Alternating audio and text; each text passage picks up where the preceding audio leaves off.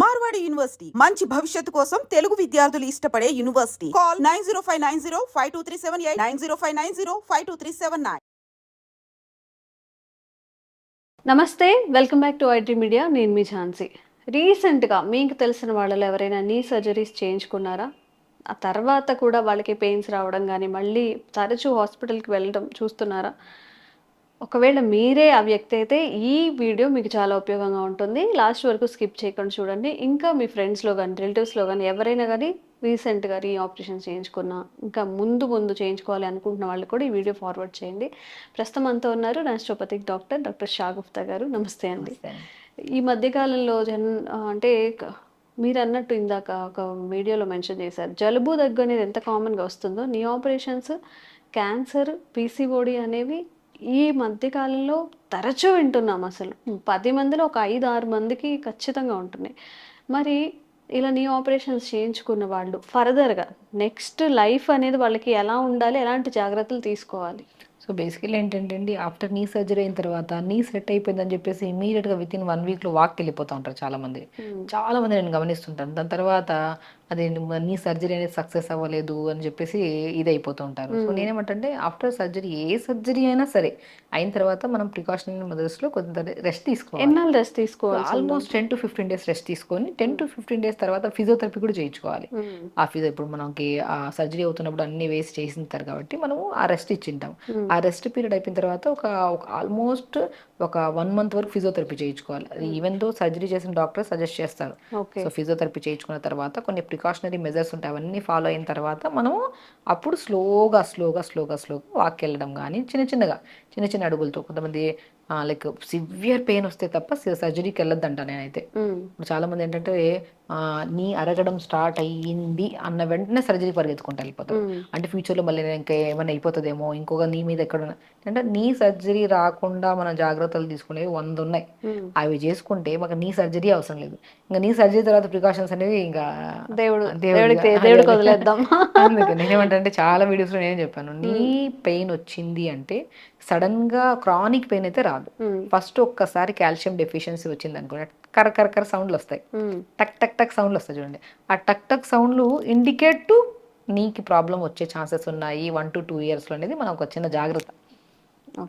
So మనం check చేసుకోండి అందరూ. టక్ సౌండ్ మాక్సిమం మనకి ఏంటంటే టక్ సౌండ్లు it's very normal, ligament sound. అది మనం కూర్చొని ఒక లేచిన తర్వాత ఒకసారి వస్తుంది, ప్రతిసారి కూర్చొని లేస్తున్న వెంటనే ప్రతిసారి వస్తుంది అనుకోండి, అది కాంప్లికేటెడ్. ఇప్పుడు నేను ఏమంటే complicated in the sense deficiency ఉంది అని దాని అర్థం. సో మనము చాలా మందికి లిగమెంట్ ఒకసారి కూర్చొని లేచిన వెంటనే మళ్ళీ ఫామ్ అవడానికి ఒక 30 seconds to 1 minute పడుతుంది.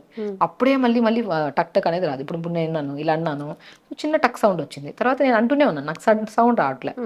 సో రిలీజింగ్ అనే టక్ సౌండ్ వేరుంటది, ప్రతిసారి అనే టక్ సౌండ్ వేరుంటది. దీన్ని మనం ఇండికేట్ చేసుకోవాలి, ఓకే మన బాడీలో కాల్షియం తక్కువైంది. కాల్షియం టెస్టే చేయించుకోవాల్సిన అవసరం లేదు, మన బోన్సే చెప్పేస్తాయి కాల్షియం తగ్గింది, నీకు సంథింగ్ ఎక్కడో స్టిఫ్ గా ఉంటున్నాయి జాయింట్స్ అని. అప్పుడు మనం కాల్షియం రిచ్ ఫుడ్లు ఎక్కువ తీసుకోండి, ఆవు పాలు తీసుకోండి, తర్వాత నువ్వులు తీసుకోండి, తర్వాత మ్యాక్సిమం రాగులు తీసుకోండి, ఓకే రాజగిరా సీడ్స్ అంటారు, తోటకూర విత్తనాలు తీసుకోండి, దోశల్లాగా కానీ ఇందులో మనం తీసేసుకోవచ్చు. ఇంకోటి ఈ మునక్కాడలు తీసుకోండి, పాలకూర తీసుకోండి, వీటన్నిటిలో రిచ్ కాల్షియం ఉంటుంది. ఇవి తీసుకోండి. ఎలాగా మనం డైట్లో మనం డైలీ తీసుకుంటున్న దాంట్లో కొద్దిగా యాడ్ చేసుకొని రెగ్యులర్గా తీసుకుంటున్నాం, విత్ ఇన్ 1 week 2 weeksలో మీకు టక్ సౌండ్ తగ్గిపోతుంది. అంటే కాంప్లికేటెడ్ నీ పెయిన్స్కి వెళ్ళడానికి ముందే మనం ఇక్కడ తీసేసుకున్నాం. చిన్న హింట్ని మన బాడీకి మనం తెలియజేసుకొని, అరే సంథింగ్ నా బాడీ ఇండికేట్ చేసిందంటే ఎక్కడో సౌండ్ వచ్చింది. దాన్ని మనం మునక్కాడలో కానీ, మునక్కాడలు చాలా అద్భుతం అండి. అసలు మునక్కాడలు మనము కూర చేస్తే ఒక ఇంత గిన్నెడు పెట్టుకొని తినేస్తే ఓవర్ హీట్ అయిపోతుంది. చాలా మందికి ఏంటంటే మునక్కాడలు తీసుకుంటే హీట్ అయిపోతుంది అని తింటారు.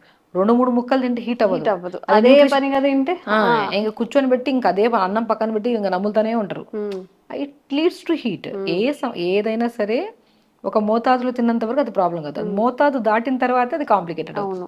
సో డైలీ 3 ముక్కలు తీసుకోండి. ఇప్పుడు సాంబార్లో వేస్తుంటారు కొంతమంది, లేదంటే మునక్కాళ్ళని ఉడకబెడితే పిప్పంతా వస్తుందా, ఆ పిప్పంతా తీసేసి చపాతీ పిండిలో కలుపుకొని చపాతీ చేయండి, ఆ పిప్పంతా తీసి రాగి జావలో కలుపుకొని రాగి జావ చేసుకోండి. ఎంత అద్భుతం అండి అసలు. అక్కడే మీకు కాల్షియం క్లియర్ అయిపోయింది. మీకు నేను ఇప్పుడు 10 రకాలు చెప్పాను, ఆల్మోస్ట్ నేను వెజిటబుల్స్ చెప్పాను, ఫ్రూట్స్ లో కూడా పొమోగ్రానేట్ తీసుకోవచ్చు, నట్స్ లో కూడా పంకిన్ తీసుకోవచ్చు, వాటర్ మిలన్ సీడ్స్ లో మోర్ కంటెంట్ ఆఫ్ కాల్షియం ఉంటుంది. ఇవన్నీ ఉంటాయి. ఇన్ని రకాల్లో కూడా మీకు కామన్ గా దొరికేది మునక్కాయలు, ఎందుకంటే వీటిని మించింది మునక్కాయ. మునక్కాయలు మనం రోజు మూడు మూడు ముక్కలు 4 ముక్కలు జావలో తీసుకోవచ్చు. మీకు 4 విధాలు చెప్పాను. అది కూడా జావలో తీసుకోవచ్చు, చపాతీ పిండిలో కలుపు, ఇడ్లీ చేస్తున్నప్పుడు కూడా ఆ బ్యాటర్లో కలుపుకొని ఇడ్లీ కూడా చేసుకోవచ్చు. సో అప్పుడు మీకు ఏమవుతుంది, వితిన్ 1 to 2 వీక్స్లో కాల్షియం సప్లిమెంట్ ప్రాపర్గా బాడీకి అంది. అట్లీస్ట్ మీకు అది కూడా అందలేదని ఎవరు చెప్తారు, మీ బాడీ చెప్తుంది. ఆ టక్ టక్ సౌండ్లు కొద్దిగా కంట్రోల్ అవుతాయి. ఓకే. సో అది. సో నెక్స్ట్ పాయింట్ ఏంటంటే తిమ్మిరి, మోకాళ్ళ కిందన కానీ పట్టేసినట్టు తిమ్మిరి రావడము, కూర్చున్న లేసిన సపోర్ట్ తీసుకొని లెగడము, ఒక టైప్ ఆఫ్ డిస్కంఫర్ట్నెస్. ఇది సెకండ్ స్టేజ్ ఆఫ్. సో దీనికి ఏం చేస్తాం, B12 deficiency. So B12 deficiency మనం ఏం చేస్తాం, మ్యాక్సిమం నేను చెప్తుంటాను చాలా మందికి, పాలకూర కానీ తోటకూర కానీ, ఇప్పుడు మనం కొంతమంది నాన్ వెజ్ తినే వాళ్ళకి ఫిష్ తీసుకోమని చెప్తుంటాను. సో వెజిటేరియన్స్లో అయితే ఎన్ని వెజిటేబుల్స్లో ఉంటుందండి బి కాంప్లెక్స్ విటమిన్ అనేది, ఆల్మోస్ట్ అన్నిట్లో ఉంటుంది. స్పెసిఫికల్గా ఒక దీని గురించి మాట్లాడుకోవచ్చు. ఇప్పుడు హయ్యర్ దెన్ మనం మాట్లాడుకున్నాం అనుకోండి, గోందు కతీరా అంటారు. గోంద్ కతీరా ఉంటుంది, గోంద్ ఉంటుంది, రాజగిరా సీడ్స్ ఉంటుంది, సింఘాడ ఫ్రూట్ ఉంటుంది. ఇవన్నీ మనకు దొరకేటప్పటికల్లా మనకి మోకాళ్ళ నొప్పులకు స్టేజ్ సింఘాడ ఫ్రూట్ అని మనకి చాలా మంది బండ్లలో అమ్ముతుంటారు. ఎగ్జాక్ట్లీ ఈవెన్ మన ఎక్కడైనా దొరుకుతుందండి, చాలా ప్లేసెస్ లో దొరుకుతుంది. సింఘాడ ఫ్రూట్ అంటే బొగ్గులాగా ఉంటది ఇట్లాగా. దాన్ని తీస్తే దాని లోపల కండ తెల్లగా ఉంటది. దాన్ని పౌడర్ చేసి చపాతీలో వాడుతుంటారు. యాక్చువల్లీ ఏంటంటే ఇప్పుడు మనకి మాక్సిమం కొన్ని నార్త్ ప్లేసెస్ లో మోకాళ్ళ నొప్పులు తక్కువ ఉంటాయి. వాళ్ళకి ఏంటంటే calcium, B12, D vitamin rich content of rajgira seeds ఎక్కువ వాడుతుంటారు. వాళ్ళు సన్నగా కూడా ఉంటారు చూడండి, ఎందుకంటే దీంట్లో ఫైబర్ ఎక్కువ ఉంటుంది. అటు చపాతీల కోసం ఇదే వాడతారు. మనం గోధుమ పిండికి అలవాటు అయిపోయాము, వాళ్ళు అక్కడ సింఘాడ ఫ్రూట్ కి అలవాటు అయింటారు, రాజగిరా సీడ్స్ కి అలవాటు. వీటిలో మోర్ కంటెంట్ ఆఫ్ ఫైబర్ ఉంటుంది, బరువు పెరగనివ్వదు. 1-2 చపాతీలు తిన్నా కూడా బాడీ బ్యాలెన్సింగ్ గా ఉంటది అనమాట. సో అది మనం రెగ్యులర్ గా మనం ఇక్కడైనా దొరుకుతుంది కాబట్టి దాన్ని మనము జావల్లో కానీ చపాతీల్లో కానీ రాగి సంగటి చేస్తున్నప్పుడు రాగి పిండి కాకుండా సింఘాడ ఫ్రూట్ పౌడర్ వేసి వాటర్ ఫ్రూట్ ఉంటుంది దాన్ని యాక్చువల్లీ, అది వేసేసుకొని సంగటి లాగా చేసుకుని తింటే ఇంకా అద్భుతం కదా. ఓకే. అలా ఇవి తీసుకుంటే మనకి B12 డెఫిషియన్సీ క్లియర్ అయిపోతుంది. ఇది దాటిన తర్వాత ఇంకంతే, నడుస్తున్నప్పుడు ఇటు అటు నడుస్తూ ఉంటాం, అంటే సంథింగ్ డ్రాగీగా నడుస్తాం. బాగా రన్నింగ్ చేసే వాళ్ళకు ఒక్కసారి డిస్కంఫర్ట్నెస్ అనిపిస్తుంది, వాళ్ళు స్లో రన్ చేస్తారు, లేదంటే కాళ్ళని ఈదుతారు లైట్గా. ఈ స్టేజ్కి వచ్చాక డి విటమిన్ డెఫిషియన్సీ, ఇప్పుడు B12, డి విటమిన్, ఐరన్ 3 డెఫిషియన్సీస్లు కూడా మనకి బికాస్ ఆఫ్ ఈ సిమ్టమ్స్ కనపడతాయి. ఈ 3 టెస్టులు చేయించుకోండి ఫస్ట్. అందులో ఏ వాపితే అబ్నార్మల్, ఇప్పుడు ఐరన్ డెఫిషియన్సీ అంటే నేను కొన్ని చెప్తాను. ఇప్పుడు బ్లాక్ కిస్మిస్ కానీ, అంజీర్ కానీ, తోటకూర కానీ ఐరన్ డెఫిషియన్సీ. ఐరన్ తక్కువ ఉన్నా కూడా కొన్ని నరాల బలహీనత రావడానికి ఛాన్సెస్ ఉన్నాయి. సో ఐరన్ కానీ B12 కానీ తగ్గితే ఫస్ట్ వచ్చేది తిమ్మిరి and type of burning sensation. ఇప్పుడు కాల్షియం తగ్గితే టక్ టక్ సౌండ్, B12 తగ్గితే డ్రాగీ పెయిన్ అనమాట, ఒక టైప్ ఆఫ్ ఏదో ఇంటర్నల్గా ఎవరో పట్టి లాగినట్టు ఉంటుంది నరాన్ని. సో వీటన్నిటిని మనం చూసుకొని, సో ఇవి మోతాదులో ఉన్నాయా లేదా. ఇప్పుడు మనం అనుకున్న డి విటమిన్ తగ్గింది, మష్రూమ్స్ తీసుకోండి. ఎన్ని లేవండి, pumpkin seeds, watermelon seeds, pool makhana, తామర గింజలు అంటారు చూడండి, అద్భుతం అసలు అవి. ఇవన్నిటిని మనము ఫుడ్ లో తీసేసుకున్నాం అనుకోండి, ఈ డెఫిషియన్సీని ఇక్కడే క్లియర్ చేసేసాం. ఇంకా తర్వాత మనకు మోకాళ్ళ దగ్గర ఎక్కడ డ్యామేజ్ అయ్యే ఛాన్సెస్, ఇవన్నీ డెఫిషియన్సీస్ అయ్యి మనం నెగ్లెక్ట్ చేసాం అనుకోండి, జాయింట్ కి మధ్యలో సైనోవిల్ ఫుడ్ అవుతుంది. అది పక్కకు పోవడం వల్ల ఈ బోన్కి మధ్యలో రాపిడ్ ఎక్కువైపోయి పెయిన్ రావడము, ఒకటి కాదు ఇంకా అలా కాంప్లికేషన్ అయ్యి లాస్ట్ కి నీ సర్జరీకి వెళ్తారు. ఆ నీ సర్జరీ అయిపోయిన వెంటనే ఇంకా సర్జరీ అయిపోయింది, మా ఇంటి పక్కన వాళ్ళు ఎవరో సర్జరీ చేయించుకున్న వెంటనే వాళ్ళు గంతులు వేస్తున్నారని చెప్పి గంతులు వేయడం స్టార్ట్ చేస్తారు. ఎవరు ఆఫ్టర్ నీ సర్జరీ తర్వాత మనము మన బాడీ వెయిట్ కూడా చూసుకోవాలి. సర్జరీ అయిన తర్వాత మనం బాడీ మెయింటైన్ కూడా చేసుకోవాలి వెయిట్ ని. హెవీ వెయిట్ పెట్టుకుని సర్జరీ అయిన తర్వాత కూడా మనం వితిన్ 1 to 2 వీక్స్ మళ్ళీ మోకాలు నొప్పులు వస్తాయి. ఆ బోన్ ఆ వెయిట్ అంతా మోకాలు చెప్పు మీద పడుతుందా, ఈవెన్ మోకాలు నొప్పులు రావడానికి ఒక 70% కారణం ఒబేసిటీ, వెయిట్ ని కూడా మనం ఆఫ్టర్ సర్జరీ కూడా వెయిట్ ని మెయింటైన్ చేసుకోవాలి. తర్వాత మనం గెంతుదాం, ఒక టైం పడుతుంది. టైం బీయింగ్ లో ఫుడ్ మార్చుకుంటూ కొద్దిగా ఫిజియోథెరపీ చేసుకుని ప్రికాషనరీ మెజర్స్ తీసుకుంటుంటే ఆఫ్టర్ సర్జరీ తర్వాత ఇంకా లైఫ్ టైం పెయిన్ రాకుండా కూడా బ్యాలెన్స్ చేసుకోవచ్చు. చిన్న ప్రికాషన్స్ తీసుకొని చేసుకోవాలి. అండ్ ఎవ్రీడే నేను ఏమంటాను, నువ్వులను కానీ ఏదైనా ఉంటే జాయింట్స్కి అప్లై చేసుకోండి. నొప్పి వచ్చినప్పుడు కాదు, నొప్పి రాకముందే మంచిగా మోకాలకు అప్లై చేసుకోవడము, అరికాలకు రాసుకోవడం ఇవన్నీ చేస్తే, so prevention is better than cure అంటారు.